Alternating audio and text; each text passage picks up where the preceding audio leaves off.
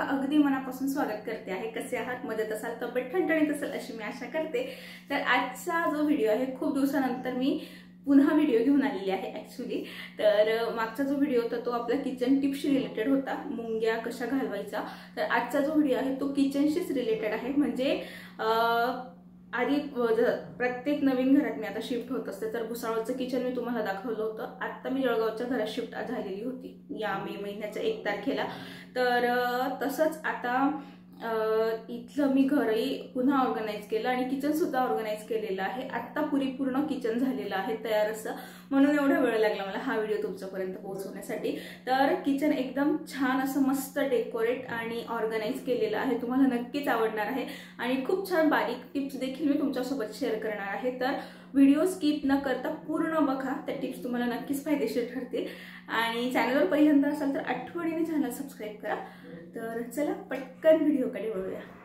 जसं की मी आधी म्हटले की हा किचन ओटा थोडा मोठा आहे भुसावळच्या किचन ओटापेक्षा, म्हणजे भुसावळचं जे घर होतं त्याचा जो किचन होता ओटा, तर त्याच्यापेक्षा हा थोडा मोठा आहे। हा एल शेपमध्ये आहे आणि याचा नॉन मॉड्युलर किचन आहे। याच्या आधी जे काही मी व्हिडिओ टाकलेले होते त्या किचनशी रिलेटेड, त्यात आधीच सांगितलं होतं की नॉन मॉड्युलर किचन आहे।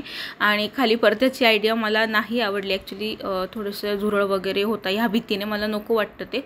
पण मी व्यवस्थित ठेवलेलं असतं, कधीच मला तिथे असं मेसी मला स्वतःला नाही जाणवत। जशी जागा होती अगदी त्या पद्धतीने मी ॲडजस्ट करते आहे। तर आता हा जो किचन ओटा पूर्णपणे तुम्हाला मोकळा दिसतो आहे। तर एक एक कॉर्नर मी आता कसं ऑर्गनाइज करणार आहे ते तुम्हाला दाखवते। तर मध्ये गॅस ठेवलेला आहे, पण गॅसच्या राईट हँडला भरपूर जागा मोकळी असते, म्हणून मग मी तिथे विचार केला की जे हाताशी लागतात ना अशा वस्तू पटापट ठेवून घेऊया, म्हणजे काय होऊन जातं की स्वयंपाक करताना बरं पडतं। तर ही एक रॅक आहे, हे ऑर्गनायझर मी ऑनलाईन घेतलेलं होतं, आधी पण याबद्दल सांगितलेलं आहे। पण आधीचं जे घर होतं तेव्हा मी हे भिंतीला टांगलेलं होतं खिळ्यांना, आणि त्यावर जे आपले डाळी साळीचे डबे असतात 6 डबे मी याच्यावर ठेवलेले होते, अगदी छान बसले होते। पण आता म्हटलं काहीतरी चेंज करूया, म्हणून मग मी हे ड्रिल वगैरे न करता भिंतीला न टांगता डायरेक्ट किचन ओट्यावर ते इझिली बसत होतं, म्हणून मग ते ठेवलं। आणि त्याच्यावर तेलाची बरणी जी आपल्याला लागतं स्वयंपाक करताना, छोटे चमचे मोठे चमचे यांचं जे कंटेनर आहे ते ठेवलं। त्यानंतर चहा साखरेचे डबे ठेवते आहे, आणि सगळ्यात शेवटी याच्यामध्ये मी मिठाची बरणी आणि एक लायटर, कारण गॅस लावताना आपल्याला लायटर लागतच असतं। तर एवढ्या वस्तू आरामात याच्यामध्ये बसतात आणि व्यवस्थित सुटसुटीत बसतात, दिसायलाही खूप छान दिसतं हे। आणि असं मेसी अजिबात अस्तव्यस्त दिसत नाही, आरामात भरपूर सामान याच्यामध्ये बसतो, तुम्ही बघू शकतात। आणि खूप लाईटवेट ती रॅक आहे, पण ती खूप जास्त वजन कॅरी करू शकते। याच्या आधी तुम्हाला 6-7 किलोचं वजन मी त्याच्यावर ठेवलेलं आहे, आणि आता हे बाकीचं सुद्धा वजन ती आरामात कॅरी करते, अजिबात डुगडुग वगैरे होत नाही, व्यवस्थित बॅलन्स करते आणि छानही दिसते। तेवढ्या जागेमध्ये तेवढी रॅक अगदी व्यवस्थित बसलेली आहे। आधी मी विचार केला या कॉर्नरला ठेवूया ती रॅक, पण मग हात लांब पडतो, लवकर असं चमचा वगैरे घेता नाही येणार, म्हणून मग मी म्हटलं की नको, ही जी रॅक आहे ती आपण या कॉर्नरला ठेवू। आणि आता दुसरा जो कॉर्नर आहे लेफ्ट हँड साईडचा गॅसच्या बाजूचा, तर तिथे ही जी ट्रायंगल शेपमधली रॅक मी भुसावळला असताना ऑर्डर केलेली होती मिशोवरनं, तर ती म्हटलं आता त्याचा वापर करावा। तर याच्यामध्ये मी थोडेफार चेंजेस करून घेतलेले आहे। आधी याच्यावर मी चमचे वगैरे ठेवायची, मसाल्याचा डबा आणि पोळपाट ठेवायची, तर आता वरती मसाल्याचा डबा ठेवते आहे। त्याच्यानंतर मध्यभागी पोळीचा डबा इथे ठेवते, कारण खिडकी आणि बेसिनचा पाण्याचा ओलावा असल्यामुळे पोळी खराब होत नाही, उन्हाळ्याचे दिवस असतात तर। आणि सगळ्यात खाली इथं पोळपाट आणि लाटणं ठेवायची, तर तेच ठेवते आहे। तर इथे व्यवस्थित हा जो ही जी रॅक आहे ती अगदी छान मस्त ट्रायंगल शेपमध्ये ठेवलेली आहे आणि छान दिसते आहे। त्याच्याच बाजूला मी जो चॉपिंग बोर्ड आहे तो ठेवून घेतलेला आहे, तर तो सुद्धा कॉर्नर मस्त सुटसुटीत दिसतो आहे, व्यवस्थित दिसतं बघताना। तर ही पूर्ण एक बाजू झाली किचन ओट्याची, जी या दोघं रॅकमुळे त्यावर भरपूर सामान ठेवलं गेलं आणि व्यवस्थित दिसतं आहे, अजिबात मेसी दिसत नाही। तर या पद्धतीने जर तुमचा एल शेपचा हा जो किचन ओटा आहे त्याला एल शेपचा किचन ओटा म्हणतो आम्ही, तर असं बसतं। आता लेफ्ट हँड साईडला खिडकी आहे किचनच्या, तर ती खिडकी भरपूर मोठी आहे, कधीच ती खिडकी ओपन नाही करत आम्ही, कारण शेजारीच घर मारकलं तर जास्त अंतर नाही आहे, त्याच्यामुळे कधी ओपन करायची वेळ येत नाही ती खिडकी। तर तिथे मी मनी प्लांट ही जी बॉटल आहे तर ती बॉटल आर्ट करून घेतलं, बॉटल पेंट केलं आणि मग त्यात मनी प्लांट लावून दिला। म्हणजे एक मला प्लांट आवडतात किचनमध्ये, ओरिजिनल प्लांट आणि मग ते मी लावलेलं त्याच्या शेजारी जागा मोकळी असल्यामुळे आता ह्या ज्या बरण्या आहेत, ज्या आधी मी रॅकमध्ये ठेवलेल्या होत्या, आत्ता त्या बरण्या म्हटलं कुठे ठेवायच्या, कारण लगेच तर दिसल्या पण पाहिजे आणि सापडल्या पण पाहिजे वस्तू, म्हणून मग मला डोळ्यासमोरच हव्या होत्या घाईच्या वेळेस, गडबड नको म्हणून. तर मग मी विचार केला की ही जी खिडकी आहे इथेच आपण ह्या बरण्या ठेवून घेऊया, आणि एकसारख्या आणि ट्रान्सपरंट असल्यामुळे दिसायला छान दिसत आहेत त्या बरण्या. आणि कसं आहे, तेवढंही जागा युटिलाइज होते आहे. मला असं जागा मोकळी असली की आवडत नाही. व्यवस्थित आणि ती जागा जर आपण सुशोभित केली सामानासहित तर असं मनाला आणि डोळ्यांना देखील प्रसन्न वाटतं. तर एवढा कॉर्नर तर व्यवस्थित असा मस्त छान ऑर्गनाईज करून घेतलेला आहे. तरी खिडकीवर अजून अर्धी खिडकी वाचलेली आहे. तर मी विचार केलं की आपण इथे आणखी काही ठेवू शकतो.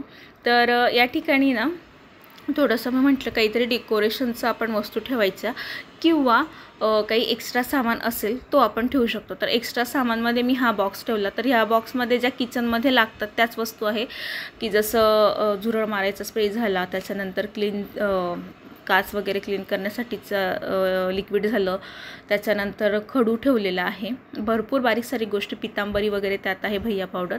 त्याच्यानंतर आत्ता हे जे आहे हे मी नवीन नाही घेतलं, तर याला छान मस्त असं पेंट केलं आहे. ते कसं केलं आहे आणि त्याच्या मागची पेंट करणं मोटिवेट का बनलं माझं मोटिवेशन ते सांगते. तर मार्केटला गेलेली होती, तर इथे हे जे प्लास्टर ऑफ पॅरिसचे नवीन छान खेळणे आलेले आहेत लहान मुलींचे, ते डेकोरेटिव्ह आयटम म्हणून पण आपण घरात किचनमध्ये ठेवू शकतो. तर इथे मी फक्त चूल आणि त्यावरची खापर याची प्राईस विचारली, तर 210 रुपये सांगितली होती.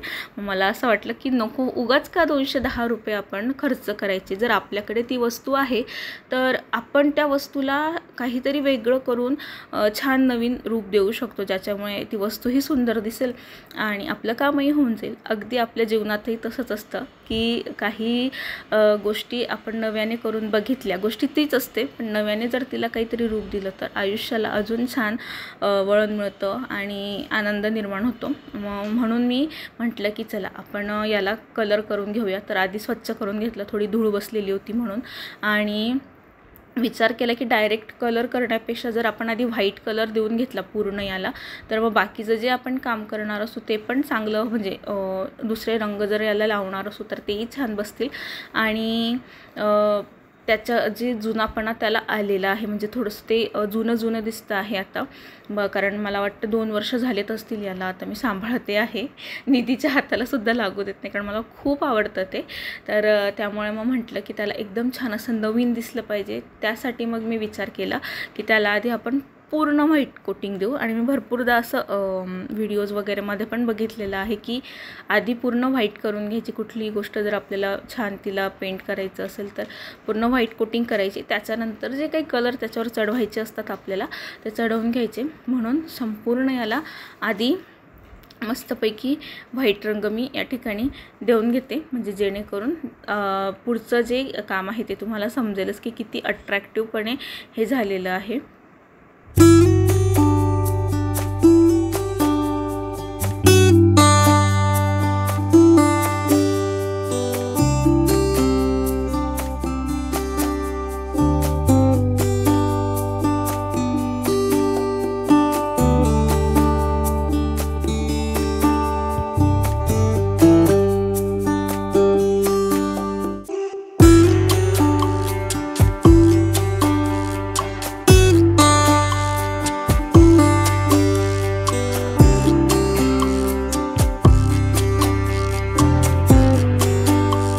तर मनाप्रमाणे सगळ्या चूल जाता आणि खापरला पांढरा कोटिंग केल्यानंतर, पांढऱ्या ॲक्रेलिक कलरची कोटिंग केल्यानंतर नंतरची वेळ आहे ही म्हणजे डेकोरेशनची. तर आधी पिंक कलर होता सगळ्याला, तर मला तो ना नको वाटायला लागलं सारखं पिंक बघून.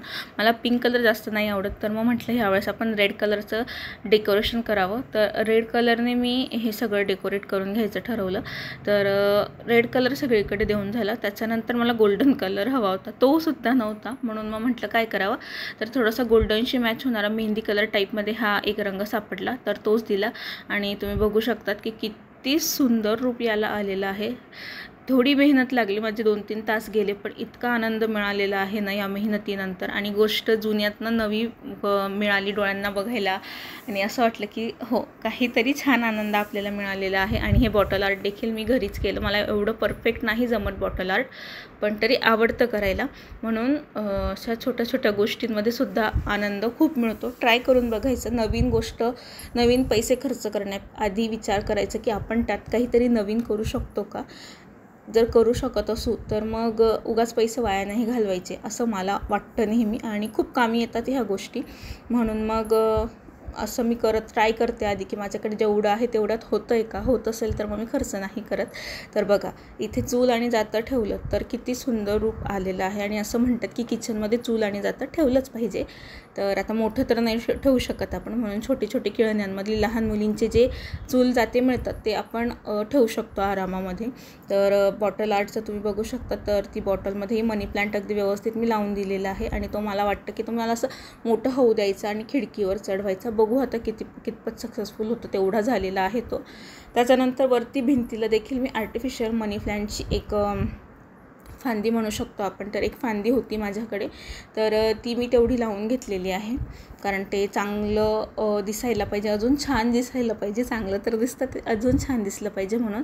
त्यानंतर ह्या बाजूला हुक चिटकवलेले आहेत. ते कशासाठी तेही सांगते. आणि मॉम्स किचन ते कुठे लावायचं यावेळेस मला खूप मोठा प्रश्न होता. त्याच्यासाठी मग मला ही जागा योग्य वाटली. ती का ते पुढे सांगते. तर सगळ्यात आधी आता हे जे मी हुक्स चिटकवलेले आहे, तर ह्या हुक्सला म्हटलं आपल्याकडे स्वतःच्या हाताने बनवलेल्या काही गोष्टी आहेत ज्या मला पडून नाही राहू द्यायच्या होत्या. कारण वस्तू जर पडून राहिल्या तर त्या खराब होतात, गंज चढतो. तसंच आपल्या कलेचं देखील असतं. नुसती कला असणं गरजेचं नाही, तर त्या कलेचा वापर होणं देखील गरजेचं आहे. तेव्हा ती कला पुढे जाते अजून. तर अगदी त्याच पद्धतीने वस्तू वापरत असली तर ती चांगली राहते. म्हणून मग म्हटलं की हे जे मी बनवलेलं होतं क्राफ्ट घरी, homemade food is always good, मागच्याच काही महिन्यांपूर्वी बनवलं, तर ते मला खराब नाही होऊ द्यायचं होतं. म्हणून मग मी तिथे लावून घेतलं. आता हे जे 2 हुक चिटकवले ना, तर तिथे मी हे की होल्डर आहे. आता जुन्या व्हिडिओमध्ये तुम्ही बघितलं असेल, माझ्या काही व्हिडिओजमध्ये दिसतील तुम्हाला हॉलमध्ये. तर हे ना आता मी किचनमध्ये वापरायचं ठरवलं. त्याचं कारण असं की ह्या घरामध्ये ऑलरेडी की होल्डर आहे. आम्हाला की टांगण्यासाठी ते लावायची गरज नाही पडली. म्हणून मग म्हटलं काय करावं, हे जर पडून राहिलं तर खराब होईल. कारण की ते लाकडाचं नाही आहे, जाड पुठ्ठ्याचं आहे. म्हणून मग याला पण मी छान किचनमध्ये टांगून घ्यायचा विचार केला. आधी चेक केलं की त्याच्यामध्ये ज्या गोष्टी मला त्याच्यावर ठेवायच्या आहेत त्या बसणार आहेत का. त्याच्यानंतरच त्याला लावायचा निर्णय घेतला. आणि याच्यामुळे किचनला एक इतका छान लुक आला ना, जो मला प्रचंड आवडतो आहे. आता पुढे मी तुम्हाला पूर्ण लुक दाखवलेलाच आहे किचनचा, तेव्हा बघा. तर याच्यावर मी काय टांगू म्हटलं तर मागे एक हत्ती छोटा पिगी बँक होता, त्याच्यामध्ये ह्या सगळ्या वस्तू ठेवलेल्या होत्या. तो पिगी बँक ठेवायला आता जागा नव्हती म्हणून तो खाली केला. आणि हे जे की होल्डर टांगले तर त्याच्यामध्ये स्पॅच्युला, त्याच्यानंतर व्हिस्कर, ग्रीस ब्रश, गाळणी, खिशणी, छोटासा सरोटा, हे सगळं लावून घेतलेलं आहे. जेणेकरून दिसतंही छान. आणि आता हे जे होतं स्पॅच्युला वगैरे ते पटकन कामालाही येतं. बऱ्याचदा त्याचा वापर होत नाही, ते एका कोपऱ्यात पडून असलं की काढायची इच्छा होत नव्हती. पण आता समोर टांगलेलं आहे तर ह्या सगळ्या वस्तू वापरात देखील येतील. तर किचनमधनं एंटर केल्यावर या पद्धतीने किचन तुम्हाला दिसतं. माझं दिसेल म्हणजे माझं. तर बघा, किचनमधनं आले की लेफ्ट साईडला वळलं की समोरच ही बाजू दिसते किचनची. तर त्या 2-4 गोष्टी ॲड केल्यामुळे किती व्यवस्थित दिसतं आहे किचन. आणि दुसरं इकडेसुद्धा टवटवीत मस्त असा मनी प्लांट आहे, बरण्या व्यवस्थित ठेवलेलं आहे, चूल जातं, ह्या सगळ्या गोष्टी व्यवस्थित ऑर्गनाईज केलेल्या आहे. त्याच्यामुळे किचन ओटा छोटा आहे तरीसुद्धा छान दिसतो आहे. आणि मुळात हे जे घर आहे ते मला असं वाटतं की 10-15 वर्षापूर्वीचं असेल, त्याच्याही पेक्षा जास्त असेल, मला एक्झॅक्ट माहीत नाही. पण नॉन मॉड्युलर असूनही एक चांगलं प्रकारे त्याला डेकोरेट आणि ऑर्गनाईज करण्याचा मी माझ्या परीने पुरेपूर प्रयत्न या ठिकाणी केलेला आहे. लाईटिंग पण लावलेली आहे, जी खूप बारीक आहे पण रात्री छान वाटते. समोर आलं की मॉम्स किचन दिसतं. आणि हा आपला छोटूसा पिगी लास्ट टाईम पण मी फ्रीजवरच ठेवलेला होता. आताही मी त्याला फ्रीजवरच ठेवला, कारण त्याच्या एवढं फनी मला काहीच नाही वाटत फ्रीजवर ठेवायला. मला फ्रीजवर पसारा आवडत नाही, त्यामुळे मी असं काहीतरी डेकोरेटिव्ह प्लांट ठेवत असते. आधीही मी सांगितलेलं आहे. तर ईच अँड एव्हरी कॉर्नर जो आहे किचनचा खूप टापटीप आणि सुशोभित दिसतं. हे कोणीही आलं तरी प्रत्येकाला आवडेल असं या पद्धतीने मी किचन ऑर्गनाईज केलेलं आहे. फरक नाही पडत की किचन घर स्वतःचं आहे किंवा रेंटेड आहे.